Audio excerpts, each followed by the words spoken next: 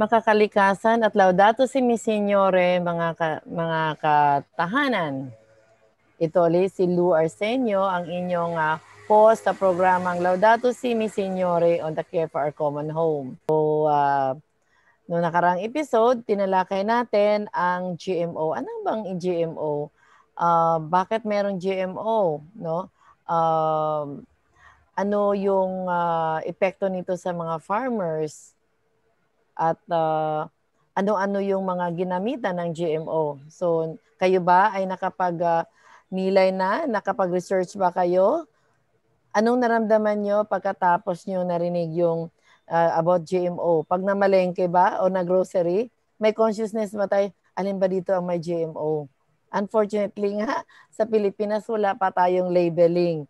Wala talaga, hindi natin alam kung ano yung alin dito sa binibili natin, no? Na GMO. Halimbawa, ngayon, maggagawa kayo ng mga salad or gawa kayo ng cake, yung kaya mga flour o yung cornstarch ba na binibili natin, GMO kaya yon? Hindi talaga natin alam. Sa awa ng Diyos. No? At maliwanag yon na sinabi ni Pope Francis, no, sa kanyang sa Laudato Si na ang GMO or yung mga teknolohiyang minomonipula ng mga malalaking korporasyon, no, ng buhalang korporasyon, ay lalo nagpahirap actually sa mga magsasaka. No? At hindi lang sa magsasaka, pati sa kalusugan yan. May mga pag-aaral yan na pwede nating talakayin sa mga darating pang mga episodes. No? Pero sa ngayong araw na to, sa ngayong episode na to, ang tatalakay natin, yung isang mainit na issues ng mga farmers, pero tayo kaya mga consumers, alam ba natin yon? Alam ba natin na yung ating mismong bigas ngayon ay gagawing golden? Aba, social yun.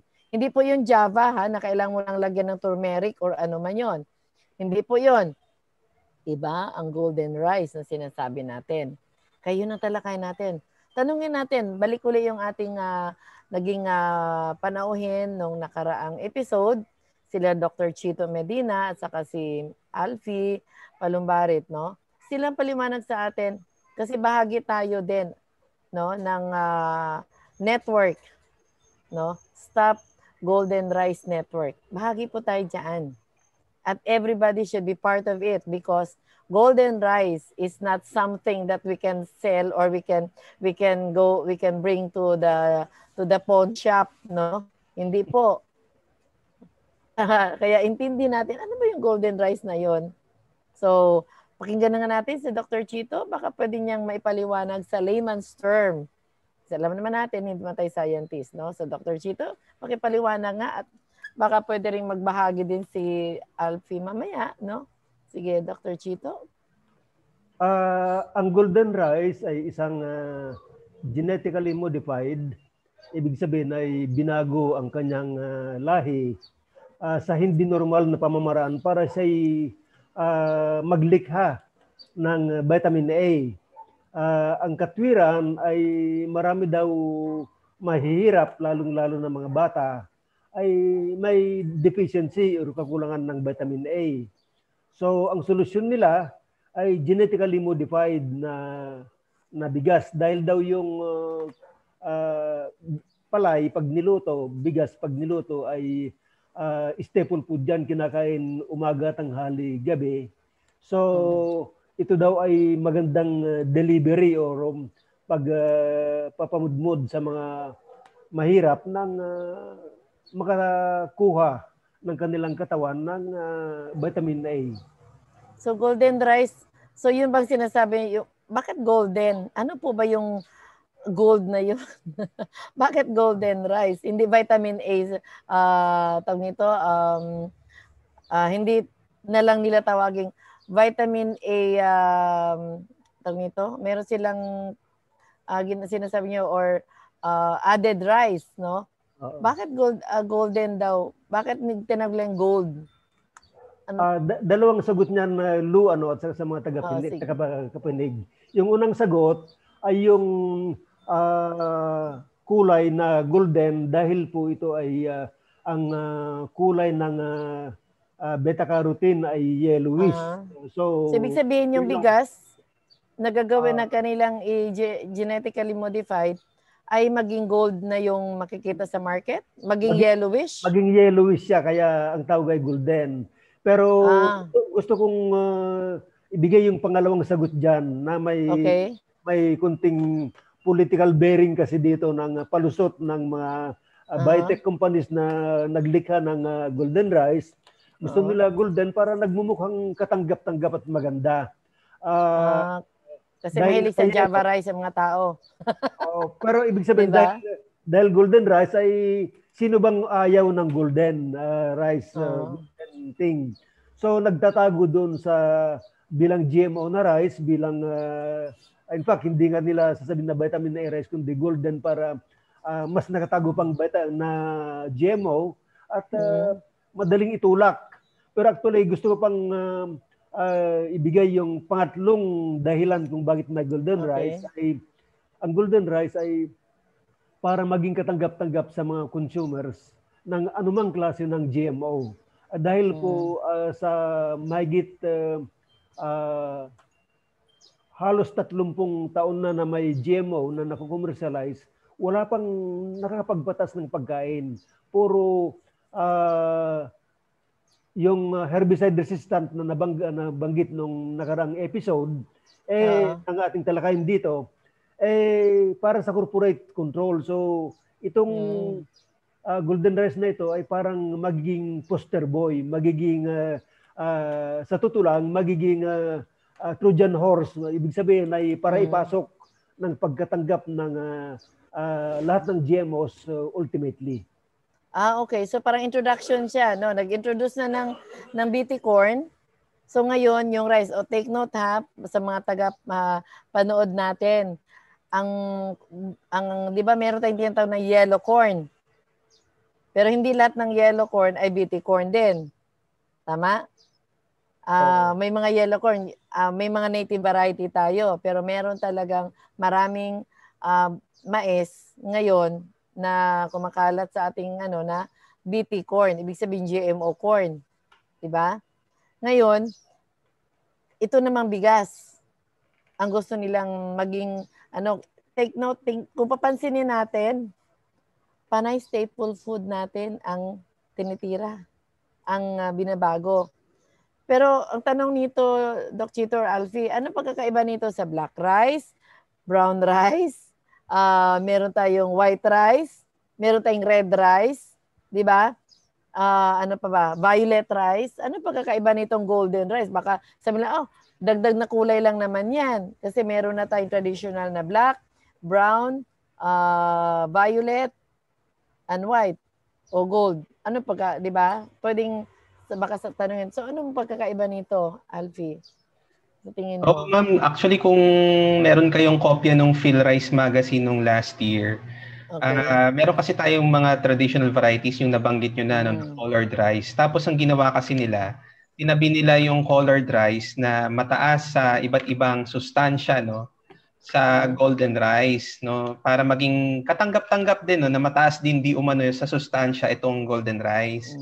Pero sabi nga nila, ang pangako nila ay matugunan yung kakulangan sa vitamina A, yung mga bata tsaka yung mga kababaihan o karamihan dyan, yung mga buntis tsaka yung mga kapapanganak lang, kasi yun yung nangangailangan ng vitamin A. Mahalaga kasi yung vitamin A sa mga bata para malabanan yung sakit. Pero yun daw yung kanilang gintong pangako, pero actually tanso, no? Gintong pangako. Oo, tanso pong pangako tong golden rice, no, hindi siya ginto.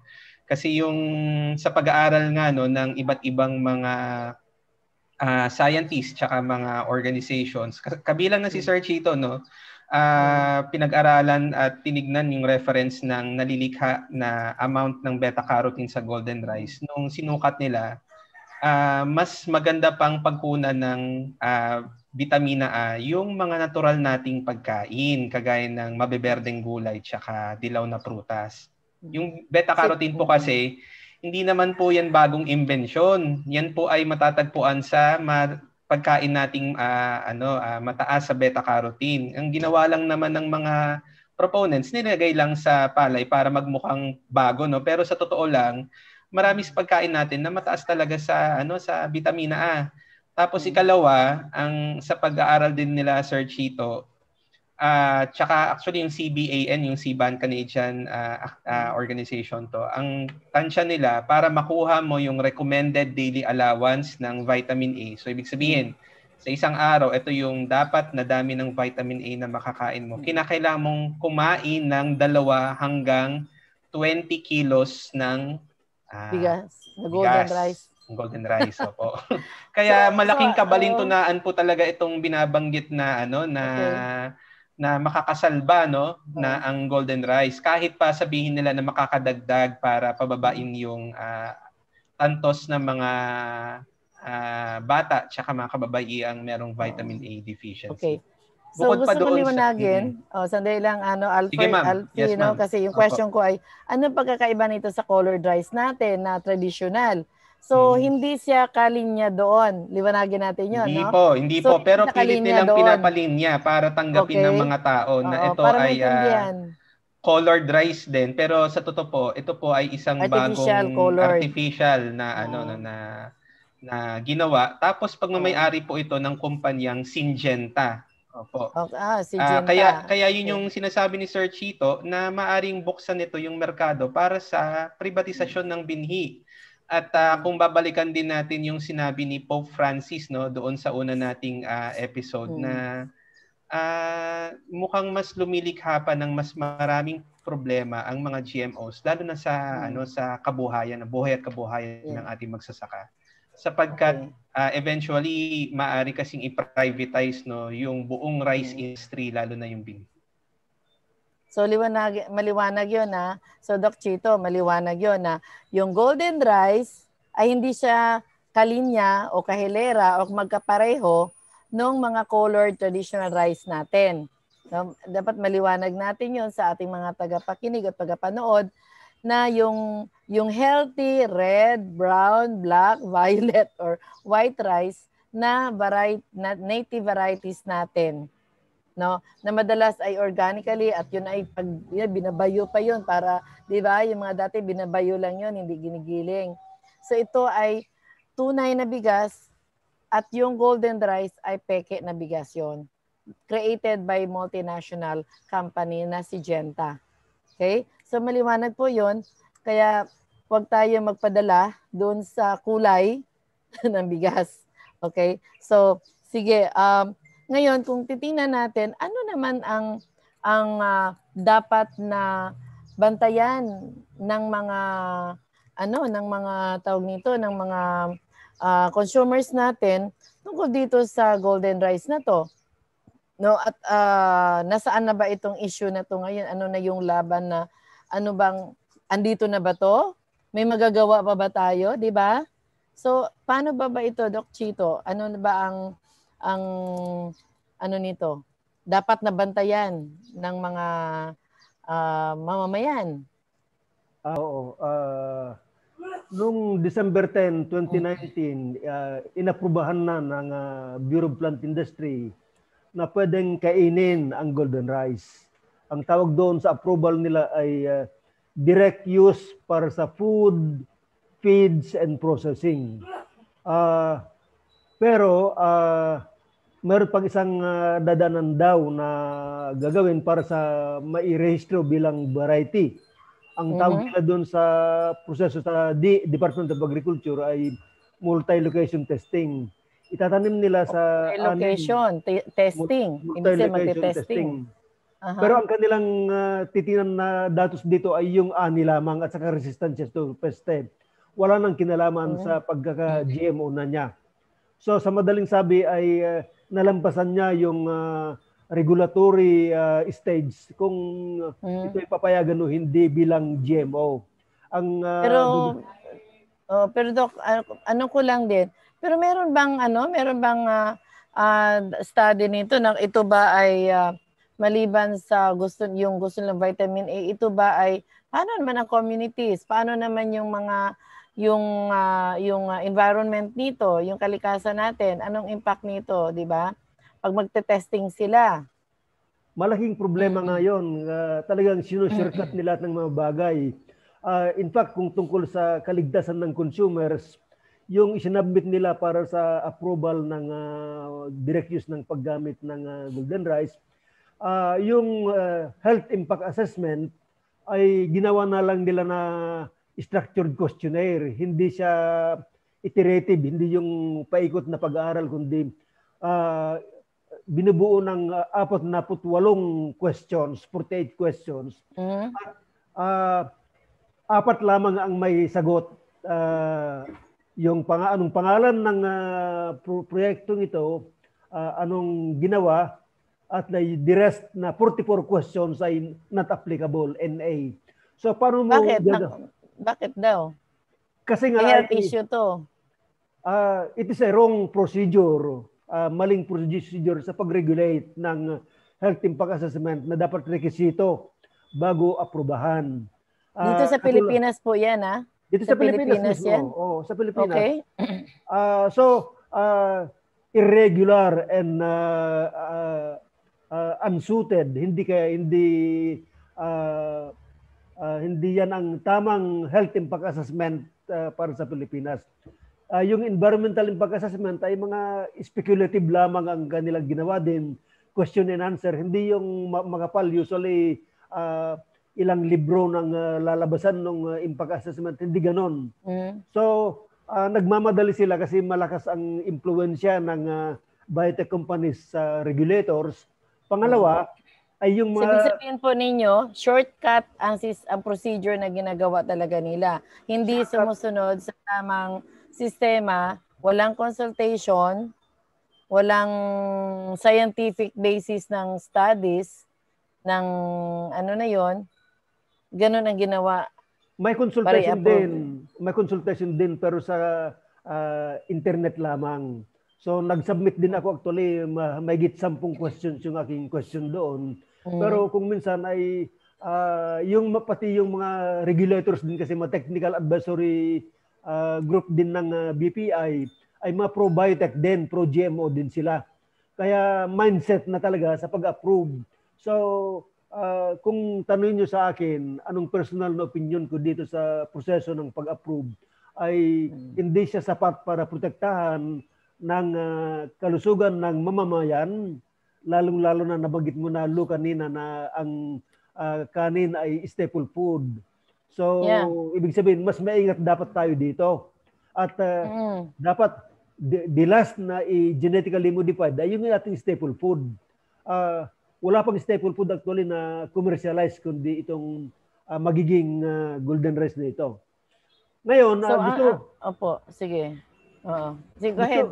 So, ibig sabihin ay hindi sapat yung basehan para i-aprubahan ng direct na paggamit na pwedeng kainin ang golden rice.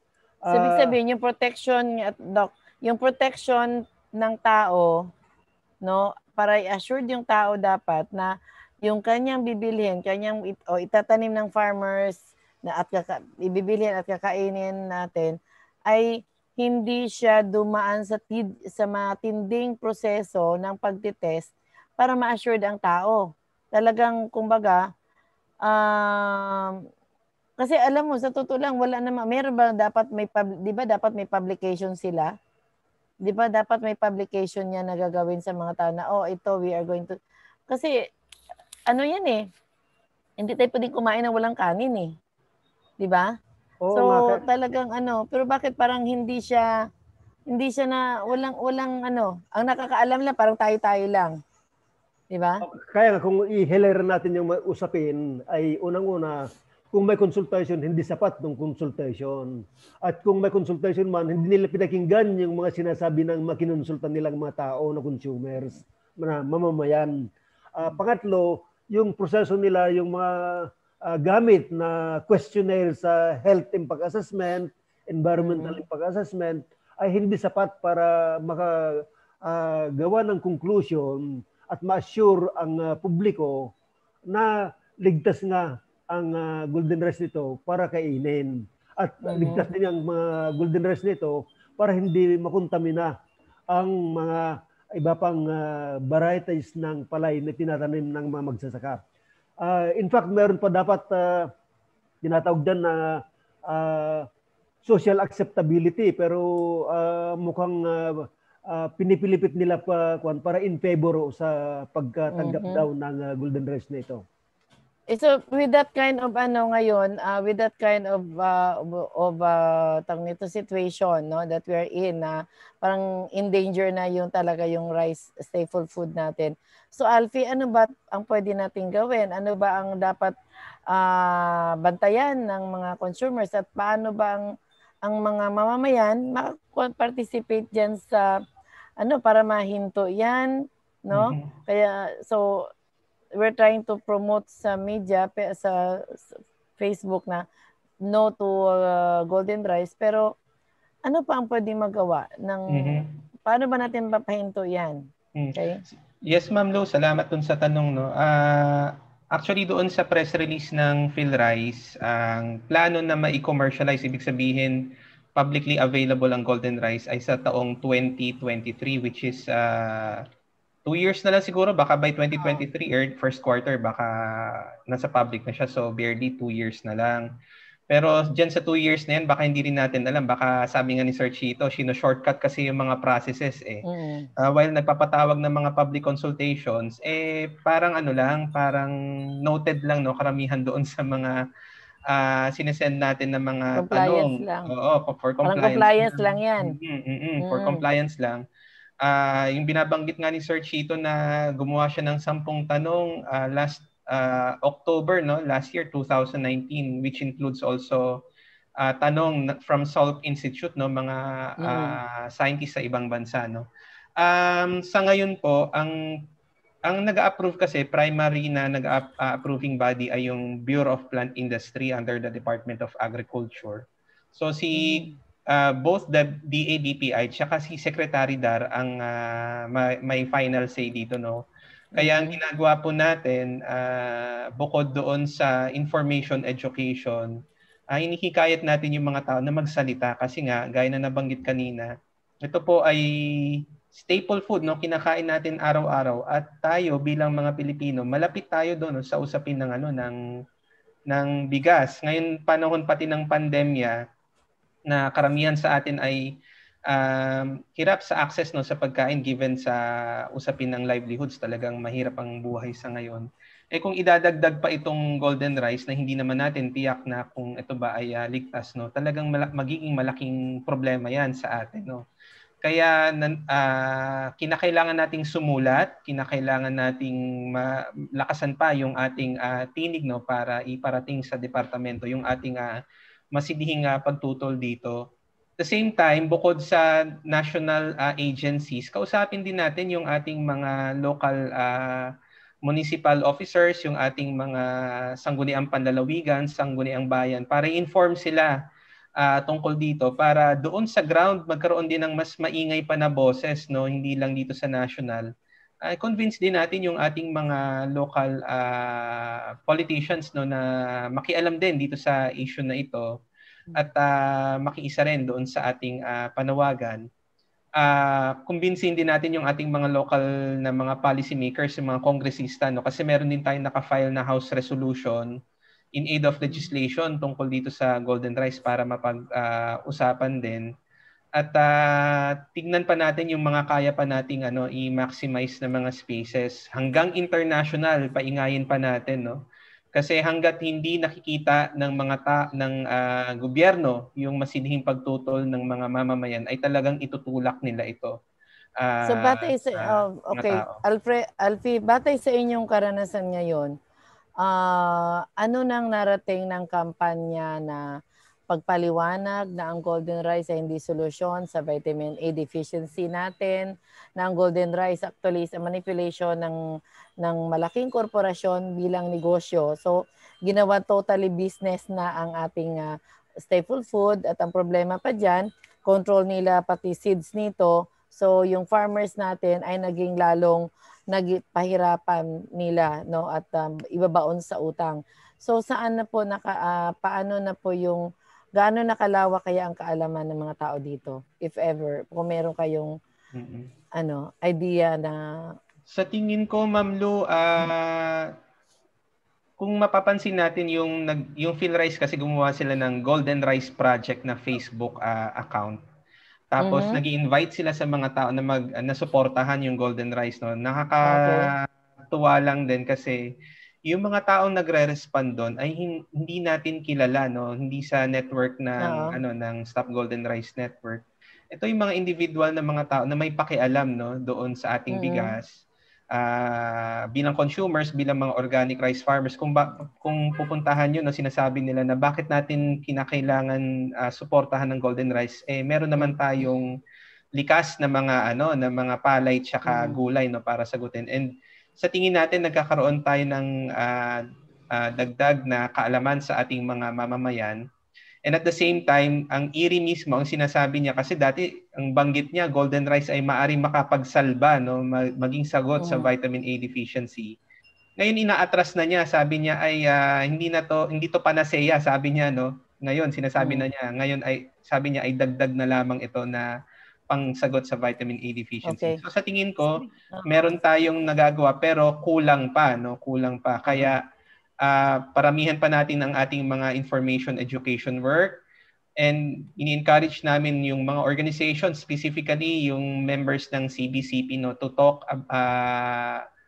out in the open itong sa Golden Rice, no, gumawa ng mga letters, send lang natin sa Department of Agriculture para makita nila na marami ang tumututol dito sa Golden Rice at maraming mga solusyon na subok na para sagutin ng vitamin A deficiency. Okay, so sinasabi mo ngayon na ang PhilRice ay may Facebook. So pwedeng direkta mag-message doon yung mga tao sa Facebook. Iparamdam, iparinig ang kanilang boses, no? Yes po. Na so buksan lang yung PhilRice Facebook para at doon isabihin sa kanila na hindi natin kailangan 'yon, no? At 'di ba meron ng target na may province na nag-volunteer to become the testing ground for Golden Rice? Hindi pa naman, ang batay po dun sa press release ay PhilRice po ang nag-identify, no, ng mga areas na mataas ang vitamin A deficiency. Ang natatandaan ko po ay Quirino, Catanduanes at meron pang isa. So pipili sila ng tatlong areas kada region sa Luzon, Visayas, Mindanao, kung saan sila yung binabanggit ni Sir Chito kanina na multi-location field testing, no. So dapat din nating bantayan itong mga field testing na ito at kung sa pinaka ay tutulan natin. Si Sir Chito, baka may dagdag din po. Gusto kong banggitin kasi medyo magaling silang magpalusot ang Department of Agriculture, ang DTI or PhilRice. Actually, yung sabi niyo pagpili ng ilang tatlong lugar sa bawat region ay actually ang kinatatakutan ko ay gagawin niyan ng PhilRice para sa cooperative production na gagawin nila yun eh. Hindi lang multi-location testing para sa regulation, kundi mag-produce para maging available yung Golden Rice sa consumers para testing. At dito ay gagawin nilang ginipig ang mga Pilipino at mas magaan na accusation natin sa kanila ay ginipig ang Pilipino, consumers ng rice. Pero lalasunin nilang mga Pilipino kasi hindi pa naipapakita na ligtas nga ito. Ngunit yung pagtatamnan ng kwan, dapat ito'y magtatayo sila ng mga cooperation ng cooperative production sa mga lugar na mahina ang consumers' opposition and resistance to the Golden Rice. So i-monitor natin dyan, dapat talaga puntahan natin, i-register natin ang pagtutol at kausapin natin ng mga LGU at sa tulong ng mga kasamahan natin sa simbahan at mga pari at sa opisyal. Yeah. So marami talaga pang no, at marami pa tayong talakayin tungkol dito kasi surface pa rin ito yung ating tinatalakay, no?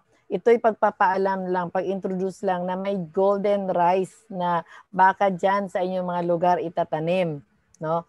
At itong golden rice ay hindi ito magdadala ng gold, kundi baka mamaya ito pa'y magdudulot ng lalong kasiraan sa ating kapaligiran at sa ating kalusugan. Dahil walang studies, walang ginawa, hindi thorough ang mga studies sa mga epekto, possible effects nito. Definitely, ito ay hindi natural na produkto. So, pag anything na hindi natural, merong impact yan. May negative impact yan. Just like BT corn, just like others. No? May mga So later on, we can invite doctors to prove, no, kung ano yung nagiging research, no, na ano yung nagiging impact nito mga genetically modified organisms sa mga hayop at sa mga tao din na naging biktima nito. Kaya maraming salamat, no, Doc Chito, Alfie, sa inyong pagpaliwanag. Hindi tayo nagtatapos ngayon sa sharing na to. Marami pa tayong kailangang ipahayag sa mga manunood dahil ito'y pagkain at nagtataka tayo bakit marami nang tayong may sakit, maraming cancer, maraming ganito. Tingnan natin yung kinakain natin. Yung baka mamaya di natin alam, yung mga malalaking kumpanya na nag-advertise ng products nila, baka yun na ang lumalason sa atin. Di ba? Sabi nga, what you eat is what you are. Kaya ang Laudato Si ay hindi lang kalikasan inalagaan, ngunit kasama sa kalikasan ay kalusugan ng tao. Kaya may aspect din ng health diyan. So ang Laudato Si bilang encyclical, nagpapaliwanag siya na kailangan tayo ay maging mulat, no? At maging mulat at the same time tayo ay maging concern sa mga pangyayari sa ating kapaligiran, no? Sa ating kalikasan. At ito nga, aware tayo ngayon ng ating mismong pagkain ay sinisira na, no? Binapalitan yung natural ng pinapalitan ang natural ng mga peke, mga laboratory made products, no? So this is a big business. Kaya sa ating mga tagapanood, maraming salamat sa panood at sa inyong mga comments, sa inyong questions, no? Paki-post lang ninyo sa comment section nitong programa para sagutin natin sa susunod na mga episodes. We will really answer at saka makikita namin ano yung pa yung gusto nyong maliwanagan. Pwede kayong mag-suggest ano pa yung gusto nyong maintindihan, lalo na sa issue na to at sa iba pang issue na darating natin, no? Gusto nyong maintindihan dito sa Laudato Si. Kaya maraming salamat. Muli, makakalikasan at Laudato Si Mi Signore, mga katahanan. Ito uli si Lou Arsenio, ang inyong host sa programang Laudato Si Mi Signore on the Care for Our Common Home.